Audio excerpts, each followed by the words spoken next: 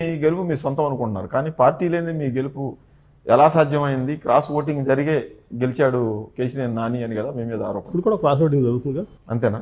ఇప్పుడు కూడా టీడీపీలో మొత్తం 7 నియోజకవర్గాల్లో టీడీపీలో ఉన్న వ్యక్తులు ఎవరైనా సరే, కార్యకర్తలు కానీ వ్యక్తులు కానీ ప్రజలు కానీ, టీడీపీ 75% కీలక పదవుల్లో ఉన్న వ్యక్తులు కూడా 75% నాకే ఓటేస్తారు, నా కోసమే పనిచేస్తారు.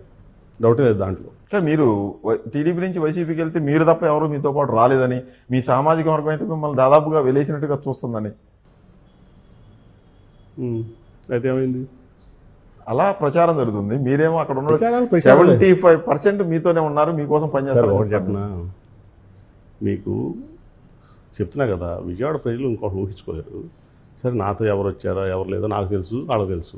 ఉన్నే పైకి మాడటానికి ఏముంది? ఉన్నే మీ దగ్గర గొట్టాలు ఉన్నాయని చెప్పి మీరు పెడతారు, ఏదో గొట్టం లేదో వాగుతాడు, అది తీసుకొచ్చి మళ్ళీ మమ్మల్ని అడుగుతారు. రేపు బాక్సులు తెరిచినాక కదా తెలిసేది ఇదంతా. 75% నాతో ఉన్నారా, ఫుల్గా నాతో ఉన్నారా, 60% నాతో ఉన్నారా అని బాక్సులు తెరిచినాక తెలుస్తుంది. కేసీఆర్ని చిన్నీని పార్టీలోకి తీసుకురావాలని నిర్ణయం జరిగిన తర్వాత మిమ్మల్ని హ్యూమిలేషన్ చేసే పని ఎక్కువైందా, లేకపోతే మిమ్మల్ని హ్యూమిలేషన్ చేస్తూ ఆయన తీసుకురావడం జరిగిందా? అసలు అంత చేయాల్సిన పని లేదు. ఎందుకంటే నేను 10 మంది వ్యక్తులు ఉండగానే చంద్రబాబు నాయుడు గారు చెప్పారు. ఎవరున్నారు?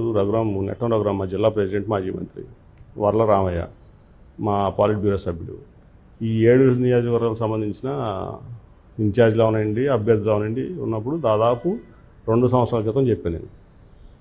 సార్ మీకు ఎవరికైనా ఇచ్చుకోవాలంటే ఇచ్చుకోండి, నాకేం ఇబ్బంది లేదు,